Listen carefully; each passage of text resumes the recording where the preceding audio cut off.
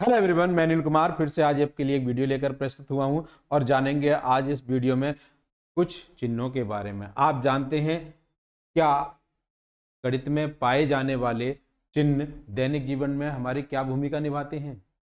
इस वीडियो में हम महत्वपूर्ण चिन्हों के बारे में जानेंगे और उनके उपयोगों को समझेंगे।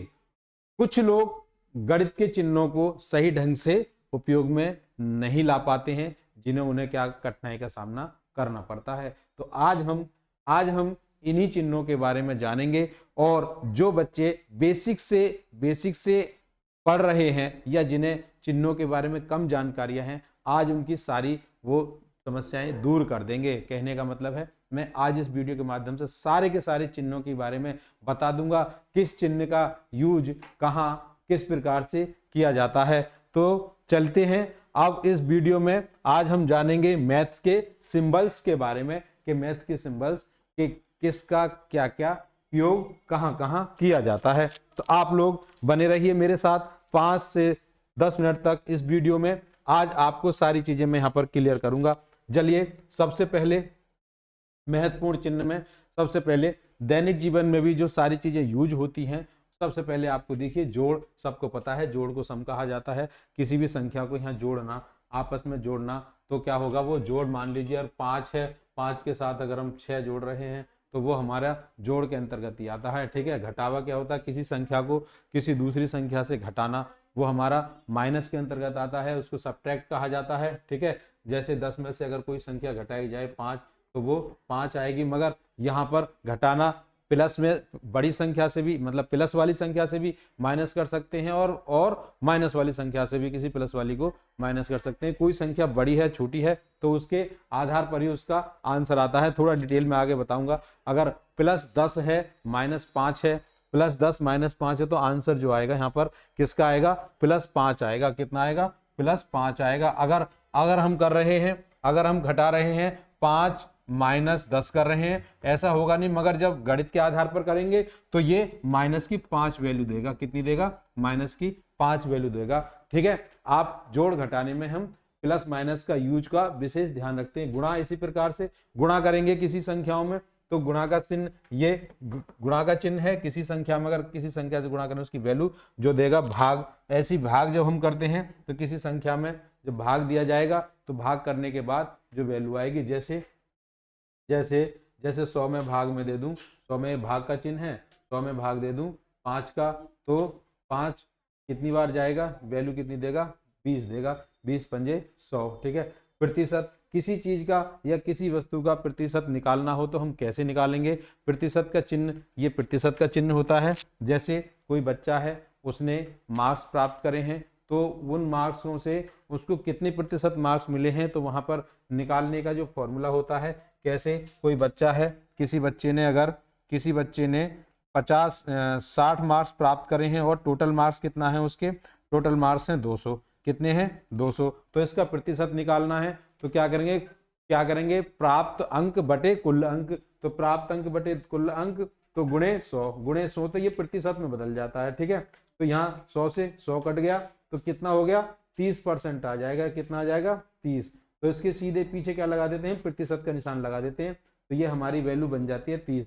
तो उसने कितने प्रतिशत प्राप्त करे, तो प्रतिशत का चिन्ह उसके ठीक है परसेंटेज को दर्शाएगा। ठीक है। यहाँ पर चूंकि जब हम कोई सवाल सॉल्व करते हैं तो वहां पर ये वाला चिन्ह हम लगाते हैं, जिसमें 2 बिंदियां हमारी ऊपर होती हैं और एक बिंदी नीचे होती है। तो इसका अर्थ हो जाता है चूंकि। क्या हो जाता है, चूंकि हो जाता है। अगर अगर क्या करें, इन बिंदुओं को बदल दें, ऊपर बड़ी हो जाए नीचे छोटी, तो ये हमारा फिर बन जाता है इसलिए। क्या बन जाता है, इसलिए। ठीक है। इनका यूज जब हम मैथ के सॉल्यूशन करते हैं तो वहां पर हम इसको यूज करते हैं, क्योंकि और इसलिए का। ठीक है। आगे अगला से बड़ा, ग्रेटर देन और लेस देन, इनकी बात करेंगे। कोई संख्या है, देखिए जिधर इसका मुंह खुला हुआ है इधर ये बड़े को प्रदर्शित करता है, और जिधर ये एरो लग रहा है उधर छोटे को। जैसे कि फॉर एग्जांपल मैंने कहा 5 बड़ी है 3 से, तो इस प्रकार से लिखेंगे 5 संख्या 3 से बड़ी है। और दूसरे शब्दों में इसी में क्या कह सकते हैं, 3 जो है 5 से छोटी है। तो छोटे के लिए देखो यहाँ पर ये लगाया गया है, तो क्या कहेंगे कि 3 संख्या छोटी है हमारी किससे, 5 से छोटी है, और 5 3 से बड़ी है। तो इस प्रकार से इनको छोटे और बड़ों का हम ग्रेटर देन और स्मॉलर देन का यूज करते हैं। आगे लगभग, ये अप्रोक्सीमेट की वैल्यू बताता है। जब हम कोई कैलकुलेशन करते हैं तो कोई संख्या हमारी, कोई वैल्यू हमारी अप्रोक्सीमेट आके निकल के आती है। जैसे मान लीजिए मैंने मान लिया कोई वैल्यू मैंने यहाँ पर निकाली, तो 10.99 ये वैल्यू मेरी निकल के आई। तो अप्रोक्सीमेट कितना मान सकता हूँ, अप्रोक्सीमेट ये 11 के मैं मान सकता हूँ। तो वहां पर हम अप्रोक्सीमेट का यूज करते हैं कि इतनी संख्या लगभग हमारी इसके बराबर होगी। यहां तक आपको समझ में आ रहा है, ठीक। अब यहाँ पर ये घनमूल दिया है, घनमूल, ये घनमूल दिया है। घनमूल क्या होता है, घनमूल से पहले मैं बता दूं, इसमें वर्गमूल नहीं दिया। तो एक वर्गमूल होता है, क्या होता है, वर्गमूल, और होता है क्या होता है, वर्गमूल। वर्गमूल में इस प्रकार से ये, ठीक है, ये वर्गमूल का निशान है, और वर्गमूल में यहाँ पर 2 भी लगा सकते हैं, नहीं, वरना वर्गमूल का निशान केवल इसी प्रकार से दिया जाता है, रूट से। ठीक, इसे क्या कहते हैं, वर्गमूल कहते हैं। क्या कहते हैं, वर्गमूल। कैसे, किसी संख्या का वर्गमूल कैसे ज्ञात करेंगे, किसी संख्या का अगर हमें वर्गमूल ज्ञात करना है तो मान लीजिए कोई संख्या हमारी है 16, कितनी है, कोई संख्या है 16, इसका वर्गमूल कैसे ज्ञात करें, तो इसके ऊपर वर्गमूल लगा दीजिए, ये इसका वर्गमूल निकालना है। वर्गमूल का मतलब क्या होता है, उस संख्या की घात, उस संख्या की 16 की घात 1/2, कितना होता है, 16 की घात 1/2। तो वर्गमूल कैसे निकालेंगे, हमें पता है ये 16 जो होता है 4 का वर्ग होता है, क्या होता है, 4 का वर्ग होता है। इसका मतलब 4 की पावर 2, और इसकी होल पावर हमारी कितनी दे रखी है, 1/2। तो आपको कुछ समझ में आ रहा है, तो कैसे कर सकते हैं, 4 की पावर 2 को और गुणा कर देंगे 1/2 से, तो 2 से 2 कट जाएगा, तो 4 की पावर अब हमारी कितनी आ जाएंगी, 1 आ जाएंगी। 4 की पावर 1 आ जाएगी, 4 की पावर 1 आ गई, इसका मतलब क्या हुआ, 4 की पावर 1 का मतलब है 4 आंसर है। तो क्या हो जाएगा, 4 आंसर। तो 16 का जो वर्गमूल आएगा वो हमारा 4 आएगा। आ गया समझ में। तो वर्गमूल को इस प्रकार से हम सॉल्व करते हैं वर्गमूल में। अब आती है घनमूल की बात। अब घनमूल की बात करेंगे तो घनमूल में ये घनमूल का निशान होता है, ये घनमूल है, क्या है, ये घनमूल है, घनमूल, ठीक है। अब क्या होता है, क्यूब रूट की बात करें तो क्यूब रूट में क्या होगा, क्यूब रूट में किसी का क्यूब रूट निकालना है। अब ये कुछ 27 संख्या है, कितनी है, 27 का क्यूब रूट निकालना है।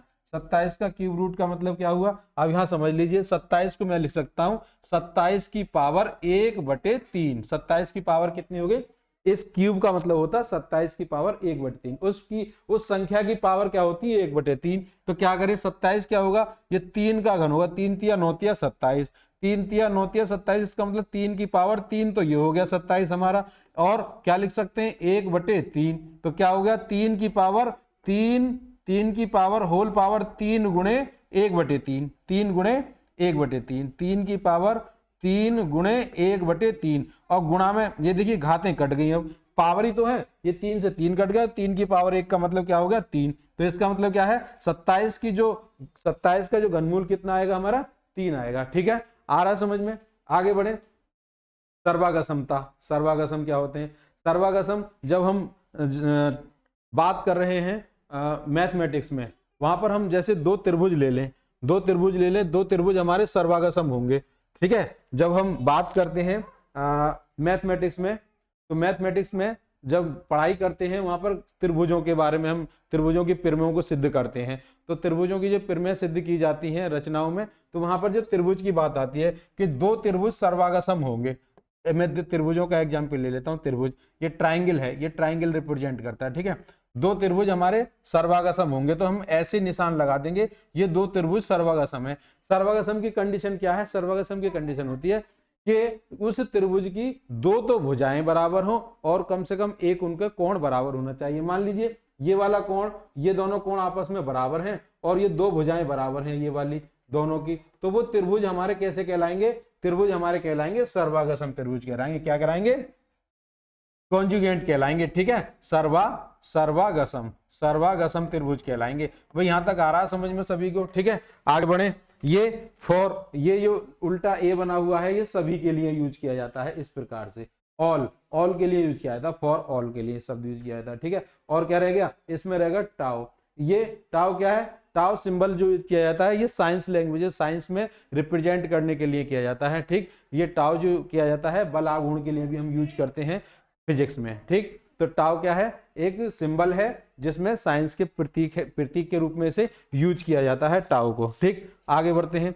अल्फा, अल्फा भी क्या है, अल्फा भी क्या है हमारा, अल्फा भी हमारा साइंस में यूज किया जाना वाला प्रतीक है। अल्फा है, बीटा है, गामा है, ये सभी हमारे साइंस में यूज किए जाते हैं। ठीक, आगे बढ़ेंगे। समांतर, पैरेलल क्या होता है, पैरेलल ये समांतर का चिन्ह है।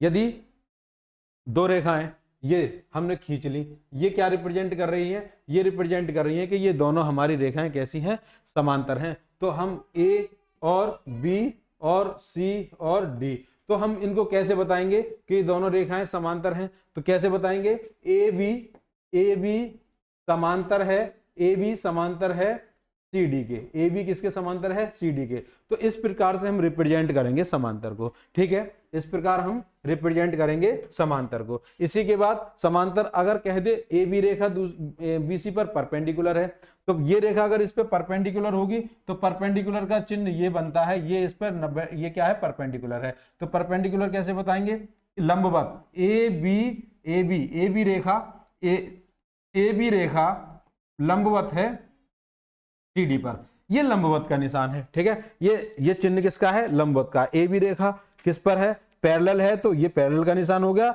और ये समांतर का हो गया, और ये हो गया लंबवत का। यहां तक आपको समझ में आ रहा है। ठीक है, समरूप, समरूप है, सिमिलर, जिसका समान रूप है। ठीक है, समान रूप मतलब अभी जैसे मैंने अभी बताया था, एग्जांपल दिया था ट्राइंगल का, तो यहां पर भी ट्राइंगल ले लेंगे, दो ट्राइंगल ले लेंगे। ये समरूप की कंडीशन कब होगी, समरूप की कंडीशन जब होगी कि दोनों त्रिभुज हमारे कैसे हो, दोनों त्रिभुजों की तीनों भुजाएं आपस में बराबर हो, मतलब सेम रूप में हो। ठीक, आ रहा समझ में, तीनों समरूप मतलब सिमिलर, सेम होना चाहिए बिल्कुल, तो ये सिमिलर को प्रदर्शित करता है। ठीक है, इसके सिमिलर है ये ट्राइंगल, और ये दोनों ट्राइंगल एक दूसरे के कैसे हैं, समरूप हैं। जब कब समरूप होंगे, जब तीनों त्रिभुजों की तीनों भुजाएं बराबर होंगी तो वो समरूप त्रिभुज कहलाएंगे। ये हमारी कंडीशन मैथ में होती है। ठीक है, अनुपात, दो वस्तुओं का अगर हम अनुपात की बात करते हैं तो वहां 2 अनुपात में 4 अनुपात 5, इस प्रकार से किसी अनुपात को हम दर्शाते हैं, 4 अनुपात 5। और समानुपात की बात होती है तो समानुपात की बात है 4 अनुपात 5। समानुपात में 4 बिंदियां आती हैं, 4 बिंदियों से डिनोटेट करते हैं 8 अनुपात 6। इस प्रकार से ये समानुपात और अनुपात को हम यूज करते हैं। ठीक है, अनुपात और समानुपात, ये समानुपात में 4 बिंदियां होती हैं और अनुपात में केवल 2 बिंदियों का यूज किया जाता है। मोर, और के लिए यूज किया जाता है इसको। ठीक है, ये वाला एरो और के लिए किया जाता है। देखो अभी मैंने पीछे बताया था, अगर इसकी शेप ऐसे, ये वाली शेप मैंने बता दी ग्रेटर देन और लेस देन की, अब इसकी शेप चेंज हो गई तो देखो इसका अर्थ भी बदल गया। यहाँ पर क्या है, ये और को रिप्रेजेंट करता है, ये वाला साइन किसको रिप्रेजेंट करता है, और को रिप्रेजेंट करता है। ठीक है, यहाँ पर ये फैक्टोरियल है, ये फैक्टोरियल है, फैक्टोरियल का भी मैथमेटिक्स में यूज होता है। और दूसरा इसे कह देते हैं संबोधन चिन्ह, जब किसी सेंटेंस के लास्ट में इसको यूज किया जाता है वहां पर इसे संबोधन के रूप में भी यूज किया जाता है। ठीक है, फैक्टोरियल का इसका यूज फैक्टोरियल के नाम पर मैथमेटिक्स में यूज किया जाता है। आगे बढ़े, इसलिए मैं पहले बता चुका हूं, पीछे वहां बताया था ना, मैंने क्या बताया था कि वहां पर क्या था, चूंकि के लिए मैंने बताए थे 2, ये 2 ऊपर और 2 बिंदु नीचे, ये चूंकि को प्रदर्शित करता है, क्योंकि। ठीक है, और अगर ये क्या होगा, अगर ये 1 बिंदु ऊपर 2 बिंदु नीचे तो ये क्या बन जाता है, इसलिए देयरफॉर बन जाता है। क्या बन जाता है, इसलिए बन जाता है। ठीक है, आपको आ रहा समझ में। आगे ओमेगा, ये भी क्या है, ओम क्या है, ओम क्या है, प्रतिरोध का मात्रक होता है, ये भी साइंस में यूज किया जाता है ओम को। ठीक है, इसको ओम बोलते हैं। ठीक, आगे अनंत, अनंत क्या है, इनफाइनाइट, या क्या कह सकते हैं इसे, बताइए कि ये अनंत, अनंत कब आता है, अनंत जब आता है, अनंत जब आता है कि जब किसी पद में 0 से डिवाइड किया जाए। मान लीजिए कोई 2 संख्या है, उसको डिवाइड करेंगे 0 से तो ये इंफिनिटी देगा, अनंत। ठीक, ठीक, आगे समझ में। और अगर 0 में 2 से डिवाइड करेंगे तो ये 0 वैल्यू देगा। ठीक, आ रहा समझ में। तो ये अनंत, अनंत को रिप्रेजेंट करता है कि किसी पद को अगर 0 से डिवाइड करते हैं तो हम, ये अनडिफाइंड भी कहलाता है। क्या कहलाता है, अनडिफाइंड, इसे डिफाइंड नहीं कर सकते। पाई का यूज भी हमारा साइंस में किया जाता है। पाई का मान कितना होता है, पाई का मान जो होता है, पाई का मान होता है, पाई बराबर होता है हमारा 22/12। 22/7 होता है पाई का मान 22/7 होता है। और अगर इसे पूर्ण संख्या में अगर बदले तो क्या आ जाएगा, 3.14 इसका स्टैंडर्ड वैल्यू मानी जाती है, 3.14 पाई का मान। ये पाई का साइंस में यूज होता है। ओमेगा भी क्या है, ओमेगा भी प्रतीक है, जिसे कहाँ यूज किया जाता है, उसे भी साइंस में यूज किया जाता है। वो ठोसीय कोण का क्या निकालते हैं वहां पर, ठोसीय कोण इसके द्वारा निकाला जाता है। ठीक, तो ओमेगा को represent, omega equal to 2π/t होता है, ये तो आगे पढ़ेंगे। तो ये भी साइंस में यूज किया जाता है ओमेगा को। ठीक, अंश डिग्री बताता है, कोई कोण है, ये कोण है तो कोण दे रखा है जैसे कि 30 डिग्री है, तो 30 है, 30 है, तो 30 के ऊपर इसी 0 लगा देते हैं, ये डिग्री को रिप्रेजेंट करता है। 30 डिग्री, 40 डिग्री ऐसे, ठीक है, 50 डिग्री, ये डिग्री को रिप्रेजेंट करता है, ये 0, ठीक है, अंश को रिप्रेजेंट करता है। यहां तक सभी को बात समझ में आ रही होगी। आगे चलते हैं। एट द रेट की दर से एट द रेट यूज किया जाता है हमारा ये, ठीक है, कहीं पर भी। और एट द रेट का यूज होता है जैसा कि का ये साइन है, जब कोई हम सेंटेंस लिखते हैं तो वहां पर जैसा कि यूज किया जाता है। ठीक, और प्रति सेकंड, या जब हम कोई फॉर्मूला वगैरह लिखते हैं या वहां पर भी प्रति का यूज करते हैं, या कोई हम साइंस में भी बात करें तो वहां पर हम प्रति का यूज करते हैं। जैसे लिखते हैं मात्रक मीटर तो प्रति सेकंड, क्या करेंगे, मीटर प्रति सेकंड, तो प्रति का यूज जो होता है बाई के लिए होता है, बाई। ठीक है, अब छोटा कोष्टक, मझला कोष्टक और बड़ा कोष्टक, 3 प्रकार के कोष्टक हम यूज करते हैं। इन तीनों प्रकार के कोष्टकों को यूज करने के लिए बोर्डमास के नियम में ज्यादा ये यूज किए जाते हैं। तो चलिए जरा इसके बारे में जरा जान लें। छोटा कोष्टक क्या होता है, छोटा कोष्टक होता है, फिर मझला कोष्टक होता है, बड़ा कोष्टक होता है। सारे कोष्टकों को मैं यहाँ बना रहा हूँ। सबसे पहले हम बड़ा कोष्टक के अंदर फिर हम बनाएंगे मझला कोष्टक, और मझला कोष्टक के अंदर आता है हमारा छोटा कोष्टक। कभी भी हम सॉल्व करते समय सबसे पहले हम छोटे कोष्टक को सॉल्व करते हैं, छोटे कोष्टक को, उसके बाद फिर मझला कोष्टक सॉल्व किया जाता है मझला कोष्टक के अंदर, फिर उसके बाद फिर बड़ा कोष्टक। ज्यादातर छोटे कोष्टक के अंदर 2 संख्याएं पाई जाती हैं। कितनी, 2 संख्याएं पाई जाती है। मैं थोड़ा सा एक एग्जाम्पल के तौर पर भी आपको समझा दूं, जैसे लिख रहा हूं बस ऐसे ही 5 + 4 प्लस, इस प्रकार से मैं यहाँ लिख रहा हूं संख्याएं 5 + 4 - 7 2 और बड़ा कोष्टक और प्लस प्लस 7, तो ये बड़ा कोष्टक। तो इस प्रकार को इसे हम कैसे सॉल्व करेंगे, यहाँ बड़ा कोष्टक लगा दीजिए। देखिए सबसे पहले अंदर की दोनों संख्याओं को सॉल्व करते हैं।